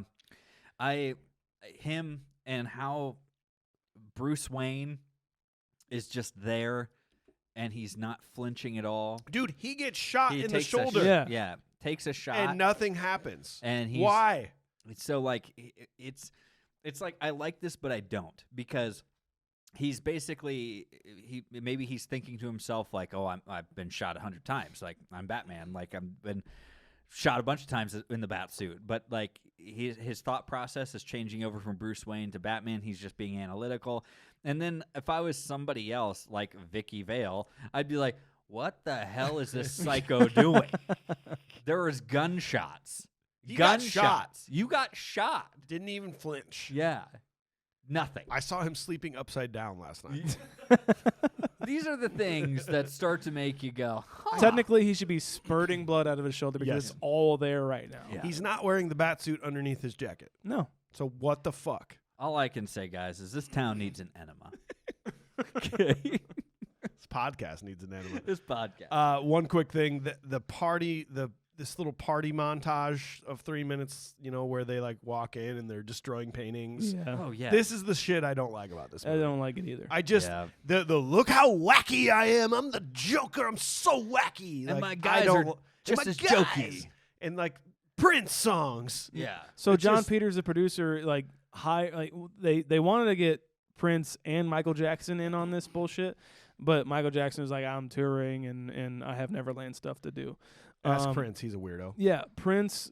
They got Prince to make some music for this, and it's literally just a 3-minute music Yeah. video, and It doesn't need to be there. so this is one of my only knocks on the movie is that this movie was conceived and bought and paid for before it was even made. Merchandise was made, Oh, they knew what they had. music was made, everything was made before this and ready to go for this, and that's Right. fine. That's fine. If it's entertaining a movie, I don't care about that. But like Yeah. if it's just a cash grab, then fuck you. But and Tim Burton didn't like this either. He didn't want Prince doing music for this at all. But he was adhesive to the fucking producers of it all. I heard someone say this. Man, I wish I knew who said this, but they were like, having Prince write music for Batman would be like having Kanye West write music for like the new Batman that we're about ready to go see. God. Like that's how fucking weird this is. Yeah. It doesn't make sense. By the way, he's got Danny Elfman working on stuff. You got too. Danny Elfman ready to go. Oh man. I mean, catchy as they are, because it's fucking Prince. Yes, don't get me wrong. Prince Great is songs. amazing. Yeah. But it's just like it takes. Doesn't fit. It doesn't. And I'm supposed to be scared of the Joker. I'm not scared of this. I mean, this is a better dinner idea than Soup, I would say. Like gassing everybody. It's kind of more romantic, I would say. Gassing everyone and just like it's just you and I, baby. It's just you you know? and I now. You know how I talk shit about the gal from The Matrix and how she goes, not like this, and how she has the worst fall ever? Yeah. It's the second worst fall ever. The waiter that The gets waiter. gassed Yeah. goes, He like, "Ugh." it's like the sight of it disgusts him. And he faints like, what? It doesn't. Oh. It was so bad. What is that gas? Oh, but so then they leave. Now we got to talk Batmobile. This is maybe hearsay. This is the best Batmobile ever. I don't give a agree. shit about any of your other Batmobiles. I agree. This is the Batmobile. It's the most iconic, It's I think. so cool. Yeah, it is. It really is. It still takes me back to like, yeah, who built that? But at the same time, Don't care. they got all the wings on there. They got the jet flames out the turbine and back. like, you know, like the long obnoxious hood of this thing. Like, what's this engine pack? They literally It's pretty just awesome. like got scrounged up parts from several different cars. I don't know. I forget what the main chassis was. I don't know if anybody has that. It note. was something. Yeah, it was like Yeah. just a regular. It was like some old a car. Chevy Impala. Yeah, something like that. But then like the lights were like from just like a regular Chevy Like- Malibu. It was or like a something Honda that. Civic or something. Honda yeah. Civic, I think you're right. And it was just, and they just they turned them upside down and put them in there. Yeah. And then Tim Burton was like, they were too white, so they just painted them yellow. Like literally just put paint on them.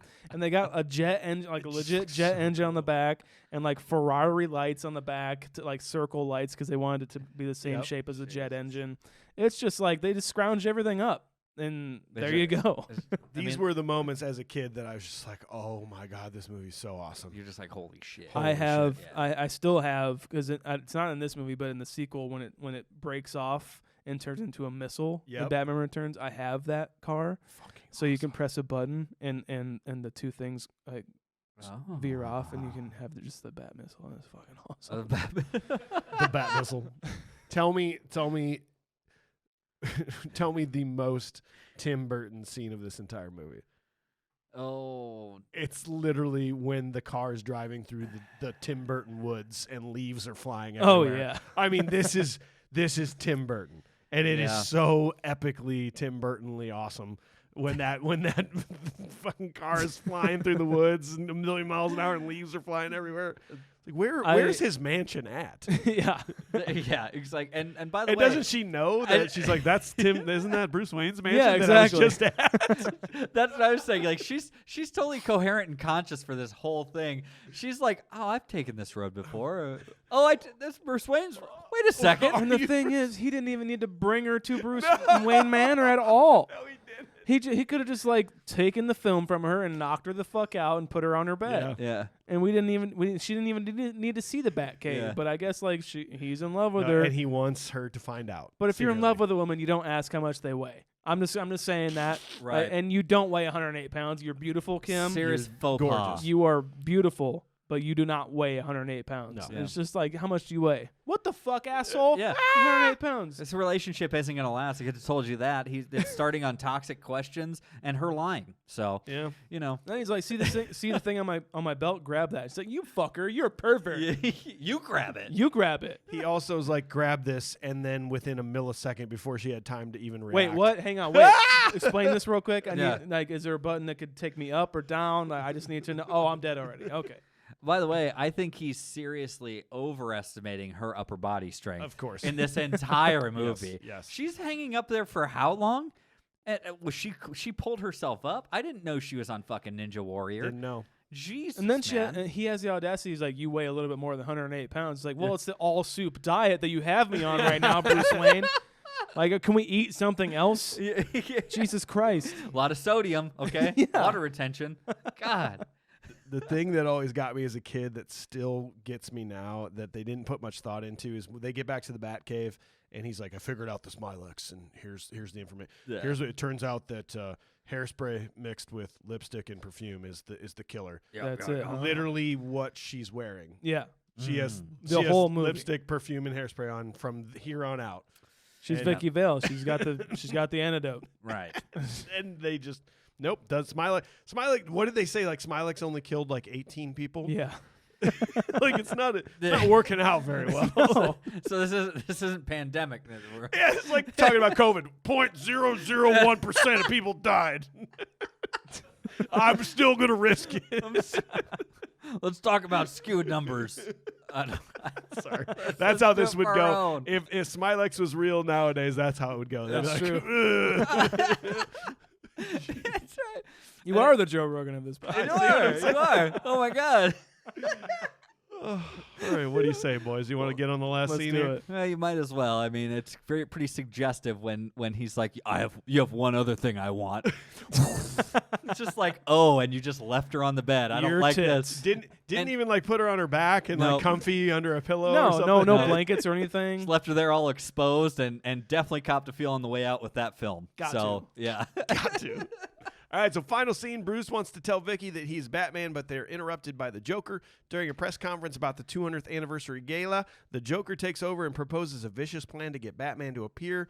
Bruce, having figured out the Joker responsible for killing his parents, goes on a rampage, first destroying the chemical plant and then ruining the Joker's attack on Gotham. The Joker takes Vicky on top of a building. Batman arrives and is able to rescue Vicky while killing the Joker. Gotham is now safe, and the Batman is a hero. You want to get nuts? Let's get nuts. One of my favorite fucking overacting lines in every fucking movie ever. Yeah. I love it so much. Yeah. But him, like this, like Jack Nicholson as a Joker. You want to dance with the devil in the pale moonlight. One of the best lines ever. That could be in Tombstone, for fuck's sake. Yeah. Like that is like a Western line, like last thing that you say to someone before you kill them, and that's what he did. And I feel like in like some other way, if it was almost anyone else like delivering it, it would have felt out of place. Yeah. In this particular scene, though. Yeah. Hey, but also, like he says, that's what I always say to my victims before I kill them. You didn't say He that. never once said that Didn't in say the it to entire anybody. movie. He literally didn't say that to anyone. Yeah, that's even his strange. He never said it to his parents when he killed them. He didn't say it to Eckhart. He literally said it to no one. He didn't. I yeah, always say this. No, you don't. Yeah, he said it. He said it after his parents. He said it. He says his prey, Yeah. and it's just like, but you killed a bunch of people and you never. You've said killed that. a lot of people. I've never heard you So say you're this. lying. So Is every this time, poetry? Is Every this time po- you were on the news talking to people about your makeup scandal, is that you never said once. Do you guys? I have another shade of lip gloss. It's Have you ever danced with the devil in the pale moonlight? And you guys could get that right now for half off if you type in the confused code at Confused. checkout. It's fine. What is he talking about? A lot of thoughts. A lot of thoughts happening. Like, I think, I know that Vicky Vale would be like kind of thinking weird things about Bruce Wayne's house, right? And like, oh, he's hanging upside down. It's like we were in a room he's probably never been in. Like we're eating soup, and it's all really fucking weird. I would be creeped the fuck out if I walked into Vicky Vale's apartment. Did you see the dolls and weird shit she's got? She's got in a her popcorn bedroom? bowl. She over her doesn't live mantle. here, right? Isn't she just visiting? Like, Like- is this a hotel? Yeah, like what are we in Did she right travel now? with that stuff? What are you doing? like, what's happening right now? You just moved in temporarily, but you never go anywhere without your porcelain dolls without any eyes. Ugh. Like, what the hell is going on?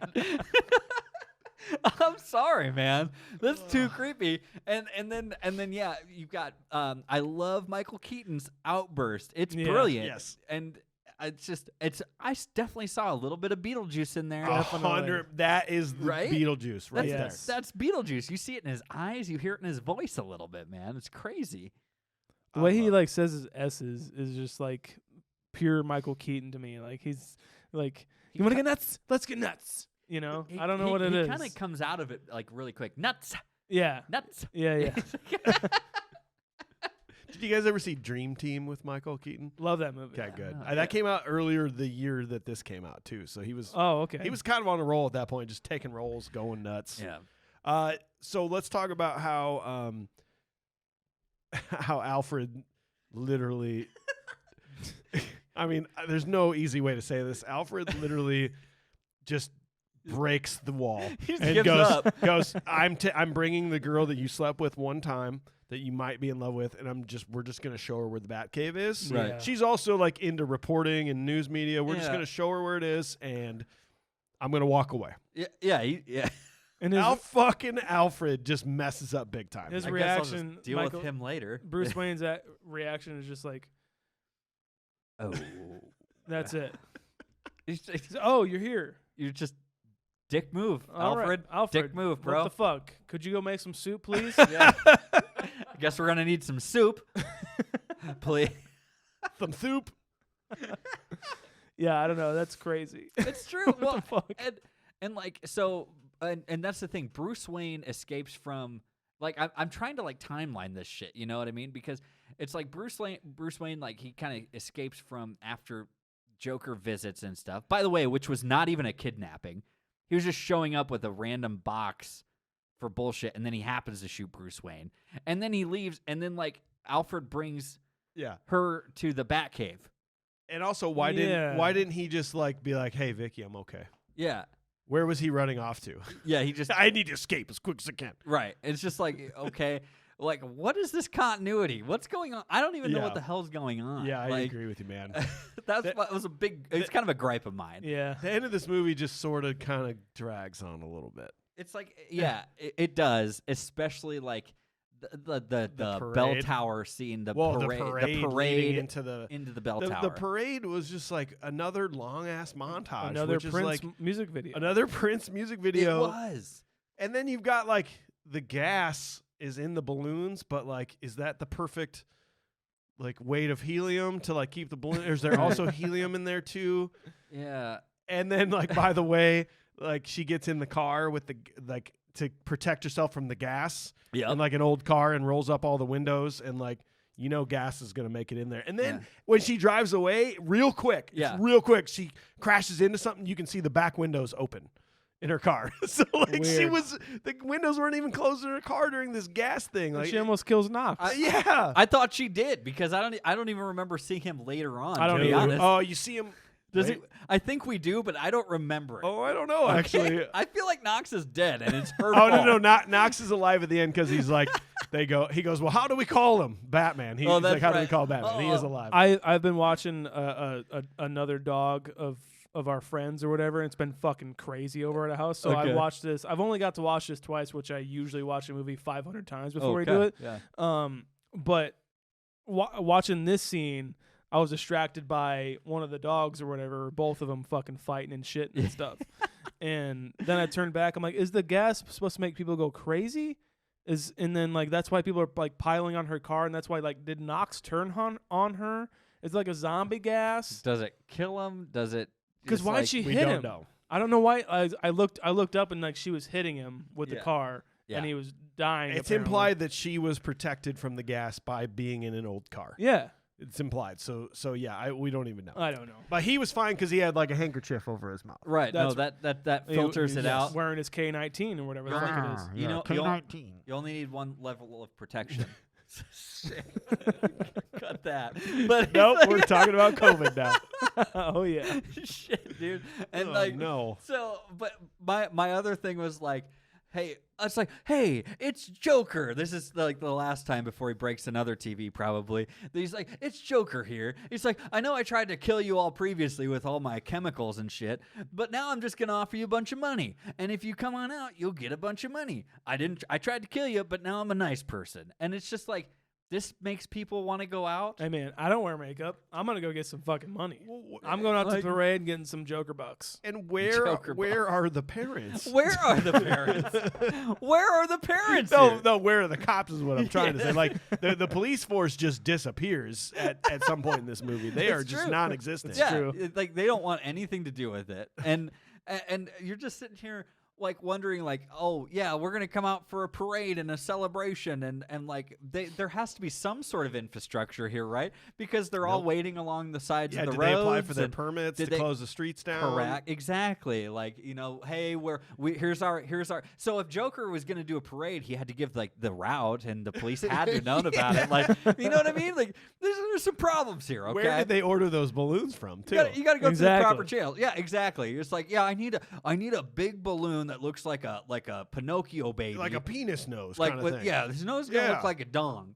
Can you make the gas come out the end of the penis nose? Oh, you can't. Oh, okay. Well, but anywhere will be fine. Yeah, that's fine. As long as it looks like, can he fart it out? It's like I don't know how you're doing this, man. I gotta say, for a superhero who is like very against killing and guns in general, he's got 250 cals fixed to his Batmobile that can cut through a person, let alone a steel door. Right. Also affixed. Batwing. Also affixed to his Batwing, which has missiles attached to it that miss. Yeah. How do you miss? How does that miss? It was kind of a fun thing, though. It didn't remind you of Dark Knight, that whole kind of conversation. Kinda, yeah. Yeah, where he's shooting at him and he's coming at him with the bat but bike again, or whatever. like, what the fuck? How do you miss? How does this happen? Yeah, I don't know. The like, I just think, like you said earlier, Mike, it's like one of these things. It just keeps going on. Like, it just seems to go on for too long. Yeah. And you just have Jack Nicholson dancing on top of this Cathedral. Float thing, and the then float, and then the cathedral. and then he goes up to the cathedral, and like the scene of them going up this bell tower is a long scene. Long time. It's a long time, man. It takes forever for this to happen, and I don't even think most of this scene was supposed to happen. Even that's right. Right? Yeah, there was like a lot of rewrites, and that's where Warren Scarron came in, the writer of Beetlejuice. He did a lot of rewrites on the script. But even like during filming, Jack Nicholson was just like, "What are we doing up here?" Yeah, and they were telling him like, "We'll just get to the top of the bell tower and we'll tell you." Well, and because I don't even think Tim Burton even knew, like what was going on, because they were still rewriting stuff. That's right, constantly. And Vicki Vale wasn't supposed to go up there. That's right. Like, yeah, she and Kim Basinger kind of lobbied to writers and producers. She's like, I should kind of be like the crux of the whole thing, right? Right. And so that made its way into the script, nonchalant, kind of like that. It kind of makes it more like this is supposed to be some sort of, I feel like it's almost like this love triangle. They're trying to make it a love triangle between Bruce Wayne, Vicki Vale, and Batman. I hate that. Yeah, and I feel like she's not actually attracted to Batman in any sort of way, but I guess Batman is chasing after her. I don't know. No, I'm thinking of it more as this. There's like a love story between. It's a Joker and Batman are fighting over a woman. I see This whole thing, and like Joker. Why would Joker give a fuck about like falling in love with this woman? That is this anti everything Joker. Yeah. And that's what's just so weird about how this movie takes a turn. This is where it almost takes the turn for me. Okay. I love this movie until he like notices Vicki Vale, Joker, and then that becomes his primary thing that he's all about. Becomes a fixation of him. Like, why? Yeah, you're absolutely why right. are you doing this? Who's yeah, that? I agree, man. I don't know. It starts to lag. Starts to kind of lag a little bit. It's 2 hours and 20 minutes or something like that's that. It's a long time. Pretty long movie. Now, granted, the modern day Batmans are like 4 hours a piece, but sure. But it felt like they were just trying to push things together. It's like somehow it took a long time, and then it got rushed between this final showdown of the Joker and Batman, essentially, and it felt like a joke. You know, like no pun intended, but it's just like it felt kind of like it got killed off very quickly. When I do feel like I didn't watch like a real good version of this movie when I watched it. I think I watched like a VHS rip, to be honest. But like I don't know about you guys, but the whole thing is like super fucking dark. Yeah, it's very dark. Looking. Yeah. Like I couldn't tell, like even as a kid I'm trying to like access memories from like my nostalgia of watching this for the first time. Like, do I remember this scene or do I remember like this shot? Like I remember the black guy with the glasses at the top of the bell tower who he like got between his legs and like shoved down or whatever. Right. I'm like, but I couldn't like make out what was going on with like any fights ever. Yeah. And I know maybe go ahead, sorry. No, I just know that was like a lot of complaint with people who were like watching it for the first time in theaters in 1989 and being like, I couldn't see shit. I'm like, I still can't. It's like the Game of Thrones finale. Yeah, exactly. And I feel like that is one of the things, and I'll maybe talk a little bit about it when we talk about our nostalgic ratings, but it's the idea that it's kind of hard to watch like the remasters of movies like this, right?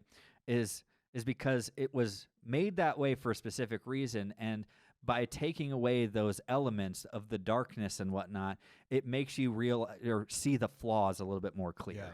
Of the filmmaking, like Joker falling, that final fall. Yes, that's pretty bad. How clunky the bat suit really is, things like that. I did like that whole thing of like when they're on the ledge and everything like that. I like that whole dynamic because it kind of got rid of the romance and was just like he's just kind of a maniac. Yeah, I did like that, but yeah, it's just. What do you guys think of the wrap up of this whole thing? Like, I don't. Well, they're like, we rid the city's safe for now and everything's great. Yeah. But if it's not late, sometime later, Batman will be back. But he literally now can go be with the love of his life. But he's like, no, honey, the city's safe, but I'm just going to go stand around just in case. Go get him, Tiger. Go get him, Tiger. Go get him, Tiger. And now they have the bat light, and like that was even kind of confusing to me, where it's like they lit it up. It's like, should I? Oh, so am I coming? Are we going right? Are we on? Shit! I didn't realize. Did they have a this conversation? quick. Everything was good. Was that like a false alarm, or they're like, we're gonna show it for the public, and so just they so know you know what it looks like. Yeah, but you can be in costume for the last shot of the moon. And I think the bat light is kind of like our tornado sirens around here. They do a test every first Wednesday of the month, and that's like Batman knows. It's like, He knows 10 p.m. the first Wednesday of the month. It's like I can relax. There's nothing going on. I think that's a great place to end it. What I'm down. what about you guys? Sounds good. All right, so we've stripped away the nostalgia. We've viewed it with a modern eye. We've discussed this. AJ, what is your modern day rating of this movie? So like I was saying, I think it's almost tough to rewatch this movie. If I was going to put it to anybody to go see this movie again, I would challenge you to go find almost some sort of original cut or like original VHS, or because I've said this before about movies. If you go back and you can on IMDb or YouTube or wherever, and you can watch an original trailer, you'll see like the graininess. It's like with Lethal Weapon, I think you said it. You'll see the graininess and the darkness and the roughness of what the quality of the video looks like. But I feel like it makes for a better viewing experience for a movie like this. And from there, I feel like it's just a popcorn movie now to me. Like if you watch like a remaster. So like I literally made popcorn for myself while the movie was playing. I was like, I need popcorn right now because it's just like I'm just being entertained right now. Yeah, and it's not. So I think that's where it's come from. Do I think I like it better now than when I was a kid? I do. I will tell you right now, my nostalgic rating for this upon rewatch is straight up dead center a 5, just a 5. Shaun, what about you, man?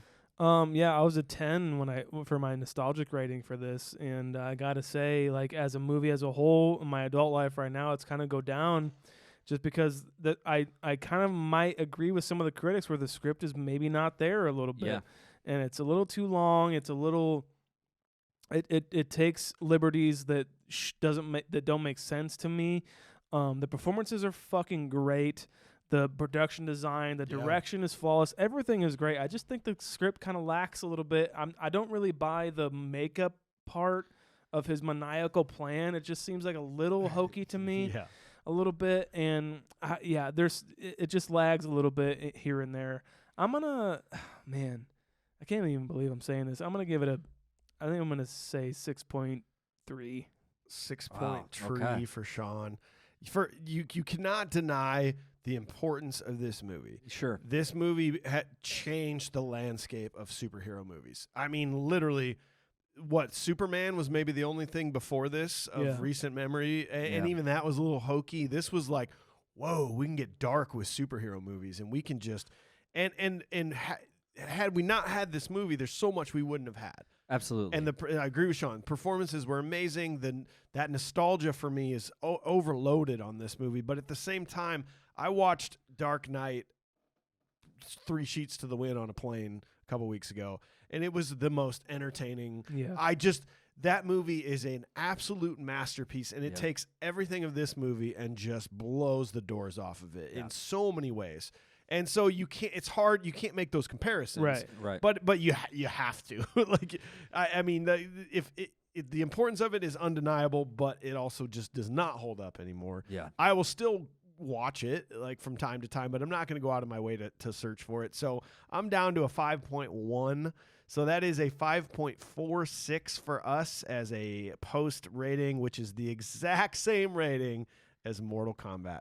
Okay. Whoa. Which is Okay. like for me that feels about right. I would do a double feature of those. Two, See? dude. That would be a great time. Yeah. right at Mortal Kombat, right below Running Man, right above Encino Man. Okay. So there you go. Running Man was better, huh? I'm glad Running it's Man was technically I'm slightly glad better it's than at least Balls. above dude. Encino Man.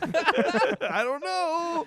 Oh man. All right. Well, we hope you enjoyed the episode. Thanks so much for being here. Tune in next Wednesday. Our top tier Patreon members have voted and have chosen The Mummy as our next Let's movie to go. be reviewed. It is strictly their choice. If you want to join, Stoked. you want to make our next choice, wait till you see my vote coming up here.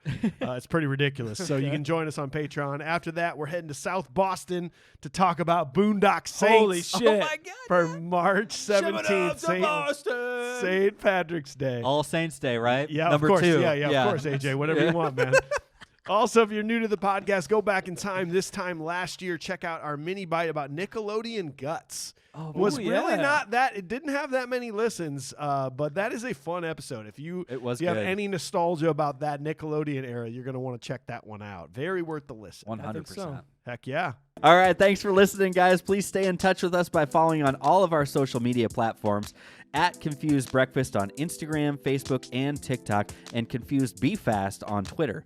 Make sure to subscribe to our podcast and leave a review on the podcast platform of your choice right now. Also, we have merch. You know you want to rep the Confused Breakfast in public. Mugs, stickers, shirts, all kinds of goodies. Go to confusedbreakfast.com for a direct link. And don't forget about our voicemail number, 319-804-9596. Links to everything you could ever need from us are in the show notes or at confusedbreakfast.com. This includes a way to follow all of us individually in our personal projects that we want you to check out. Mission of the day, tell your friends about us. We'll see you next time. Goodbye. Bye.